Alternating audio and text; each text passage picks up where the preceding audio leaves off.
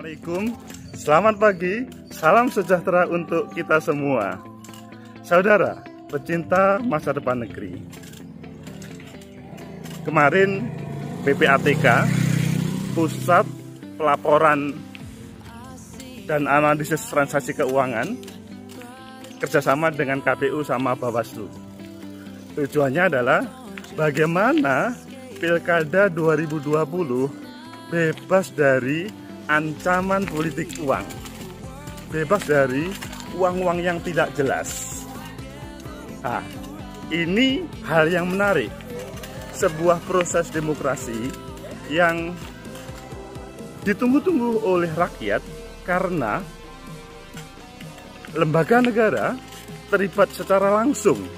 Bagaimana proses ini mengurangi protes dari masyarakat. Mengapa kok bisa terjadi mengurangi protes? Karena mereka merasa dicurangi. Ya masih ada yang bermain politik uang. Disitulah PPATK, Pusat Pelaporan dan Analisis Transaksi Keuangan, itu menjadi hal yang penting untuk mengawal pada Pilkada 2020 yang bersama dengan KPU sama Bawaslu. Saudara, pecinta masa depan negeri, merupakan hal yang membanggakan informasi ini. Karena sementara ini yang kita lihat adalah penyelenggara KPU sama Bawaslu itu ya berdiri sendiri. Mereka bekerja sendiri tanpa ada lembaga lain untuk proses ini. Nah, proses kerjasama ini akan menghadirkan sinergi yang luar biasa. Saya katakan begitu karena mereka akan mendeteksi berbagai ancaman yang mencederai demokrasi. Bagaimana ilmu sosial, sosiologi untuk menganalisis ini? Saudara, pecinta masa depan negeri, di dalam kehidupan berpolitik itu ya sedikit banyak berhubungan dengan teori sosial, yaitu teori pertukaran, yang salah satu pemikirnya, pencetusnya adalah Josh Homan. Josh Homan mengatakan bahwa kehidupan antar manusia itu sedikit banyak dipengaruhi karena ada sebuah proses transaksi. Karena di situ diibaratkan kehidupan ini adalah seperti kehidupan yang perdagangan, jual beli, atau merasa ingin bisa berjalan itu karena ada sebuah proses perdagangan. Nah, pertukaran inilah yang mengakibatkan menjadi referensi bagi sebagian manusia, karena kan Josh Homan itu kan orang sosiologi, tapi juga sedikit banyak mereka atau dia mempunyai dasar tentang psikologi, sehingga selain sosiologi dia juga punya psikologi. Memahami pertukaran ini selanjutnya menyempurnakan terkait dengan teori pertukaran tadi. Maksudnya perdagangan atau bertukar itu kemudian menyempurnakannya. Maka teori Josh Homan pertukaran ini selanjutnya, ayo kita praktekkan bagaimana dalam proses teman-teman calon, begitu juga partai dan orang itu kemudian tertarik untuk menggunakan hak pilih dan selanjutnya menghadirkan kemenangan ataupun kekalahan dalam proses itu. Ayo, di dalam teori pertukaran itu, beberapa pilkada yang ada memang mereka pemilih itu mendasarkan pada pilihannya itu karena ada semacam pertukaran tadi. Kalau di dalam teori itu ada benefit, ada cost, dan ada reward cost benefit. Ya seperti perdagangan ya, reward cost benefit. Reward itu imbalan, cost itu biaya, benefit ya benefit apa keuntungannya ketika mereka memilih. itu menjadi hal yang diperhitungkan oleh setiap politisi, calon, dan pemilih. Ini agak cepat, agak turun karena itu yang menjadi dasar ketika kita berbicara teori pertukaran. Hal ini juga berlaku di dalam proses pilkada. Kalau melihat kritikan dari yang kalah-kalah atau berbagai informasi yang ada di media, ya mereka memberikan pilihan itu karena berdasarkan pertukaran itu tadi. Ada pertama reward, cost, dan benefit.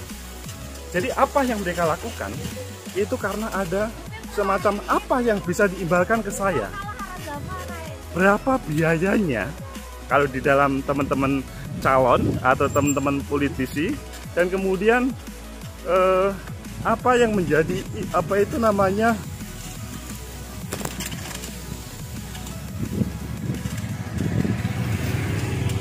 apa yang menjadi keuntungannya.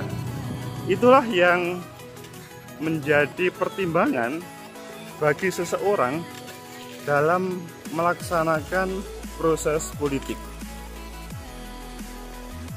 Itulah teori cost, benefit, dan reward yang menjadi dasar dari teori pertukaran, yang setiap manusia itu mendasarkan pada pertukaran dalam kehidupan sosialnya.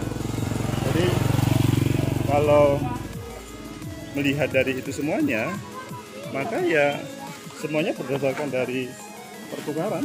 Maksudnya berdasarkan dari, ya seperti semuanya sangat ekonomis.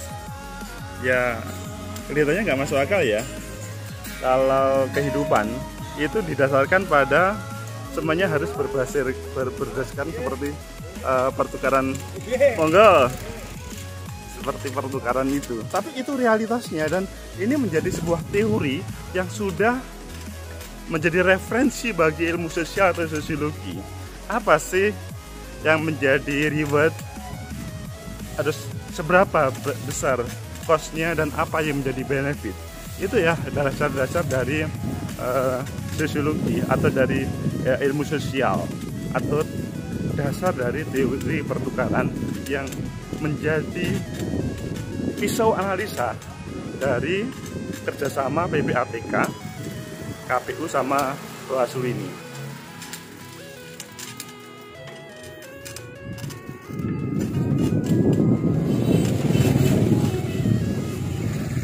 Saudara pecinta masa depan negeri, sungguh itu hal yang ditunggu karena masyarakat ingin, ya masyarakat yang rasional sih, masyarakat yang menginginkan daerahnya berkembang dan maju, yang tidak dirikuki oleh berbagai pencurian keuangan daerah atau APBD, bahkan APBN. Mereka menginginkan pada proses ini ya tidak ada transaksi-transaksi yang negatif yang mengarahkan kepada suatu saat calon terpilih itu akan berbuat nakal kepada daerahnya. Saudara pecinta masa depan negeri, salah satu, ada 6 hal kunci dari teori pertukaran Mia Jashomen ini. Salah satu adalah kunci sukses. Kunci sukses itu adalah apabila seseorang merasa sukses, merasakan berhasil, maka dia akan melakukan berulang-ulang. Saudara pecinta masa depan negeri, ya kalau kita sudah pernah melakukan politik uang dan berhasil, maka dia akan mengulang-ulang. Itu bagi calon. Kemudian bagi pemilih, ya kalau dia bisa berhasil, maksudnya dia mendapatkan uang dan kemudian calonnya menang, maka dia akan mengulang-ulang hal itu, mendapatkan imbalan. dia imbalan ketika hari H dia mendapatkan materi uang, dan pada waktu nantinya itu dia juga tidak merasa malu karena calonnya bisa menang.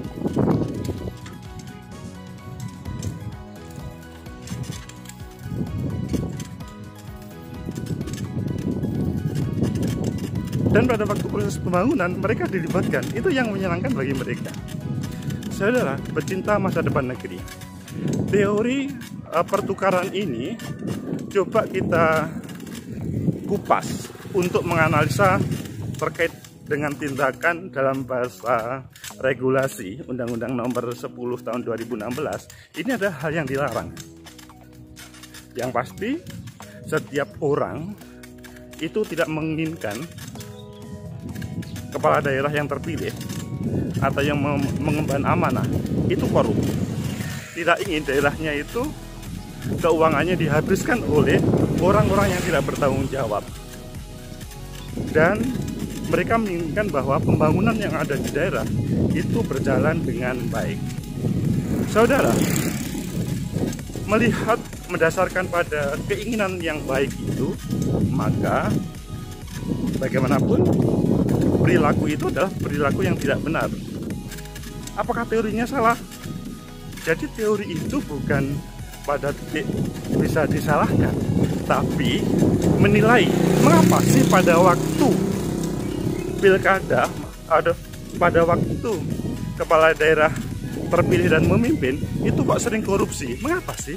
Mengapa sih anggaran-anggaran kemudian digunakan untuk kepentingan pribadi, kelompok atau golongan yang kepala daerah?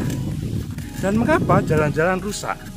Itu karena ya mereka, maksudnya keuangan dihabiskan oleh sang terpilih. Dan ini pasti siapapun tidak menginginkan, meskipun secara tadi benefit sama reward itu mereka mendapatkan, tetapi kalau dibandingkan dengan reward jalanannya rusak ataupun sekolahnya tidak bisa berjalan baik, proses pembangunan daerah itu tidak berjalan sesuai dengan rencana, maka ya begitu, semuanya pasti tidak menginginkan hal itu. Jadi teori pertukaran digunakan untuk menganalisis mengapa sebuah tindakan yang tidak benar itu terjadi. Saudara, pecinta masa depan negeri, intinya bahwa teori pertukaran Josh Homan itu digunakan untuk mengupas mengapa itu terjadi. Dan sebetulnya seandainya tidak ada reward, tidak ada benefit, maka mereka tidak akan mendapatkan. Jadi kalau semua peserta itu tidak melakukan politik uang, kemungkinan besar, atau bahkan bukan kemungkinan besar, pasti tidak ada korupsi. Kan begitu. Loh, bagaimana terkait dengan pengulangan-pengulangan? Ya kalau mereka berhasil, jadi ada seorang calon misalkan tanpa politik uang dia bisa menang dan kemudian bisa membangun, dan APBN-nya bisa digunakan maksimal untuk pembangunan daerah, maka dia akan terjadi seperti tadi, akan diulang-ulang untuk bagaimana politik uang tidak terjadi. Nah, sekarang adalah tinggal milih kita. Teori pertukaran Josh Homan itu digunakan untuk mengarahkan pada titik nilai positif atau mengarahkan pada titik nilai negatif terkait dengan pertukaran yang ditampilkan oleh para calon dan kemudian yang terpilih. Pertama, para calon kan berkontestasi. Kalau kontestasi mereka tidak menggunakan modal yang besar atau tidak menggunakan harus menjual tanah rumah, kemungkinan mereka ketika terpilih ya aman-aman saja. Jadi inisiasi antara KPU, Bawaslu sama PPATK itu merupakan ide yang sangat brilian untuk bagaimana pembangunan di daerah itu berjalan dengan baik. Ya bagaimanapun ketika kita kembalikan pada teori tadi.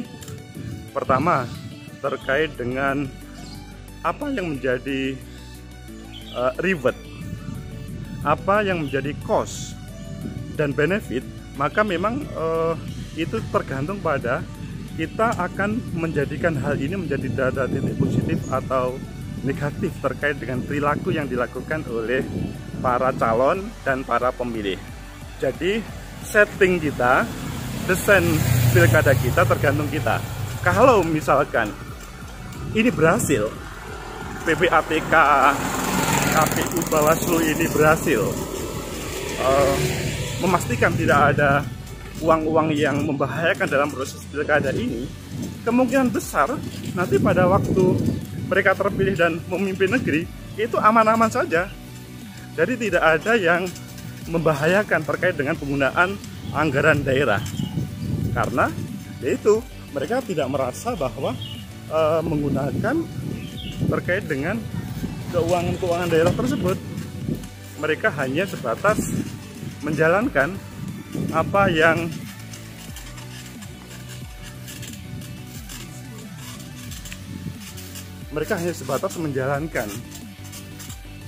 berbagai program visi misi dalam proses agitasi pemilu tanpa melibatkan keuangan. Kan bagus. Jadi pengawalan yang dilakukan oleh PPATK, KPU sama Bawaslu ini akan bisa mengeliminir terkait dengan rencana untuk bombardir dengan politik uang itu tadi. Hal itu akan berdampak positif pada Pilkada 2020. Memang kalau berbicara pilkada, yang paling berkepentingan adalah pemilih. Karena meskipun ada pemenang, usernya adalah pemilih. Apakah pemilih yang menjadi rakyat, masyarakat, penduduk yang akan menikmati anggaran dari APBN sama APBD itu mau nggak diberlakukan oleh bupati, wali kota, atau gubernur terpilih menjadi diberlakukan yang korup? Ya kalau tidak mau, mulai saat ini apa yang menjadi tawaran Josh Homan, teori pertukaran, ya itu harus dipraktekkan. Kalau ada yang melakukan politik uang atau bahkan ada keuangan-keuangan yang tidak beres, maka tidak cukup setuju dengan PPATK, KPU sama Bawaslu untuk mengeksekusi. Tapi bagaimana bersama-sama semua rakyat dan calon lain kemudian memastikan yang bersangkutan kemudian dieliminir dari proses pencalonan. Karena bagaimanapun ini akan membahayakan negeri kalau dibiarkan. Semoga ada manfaat. Like, subscribe, dan share.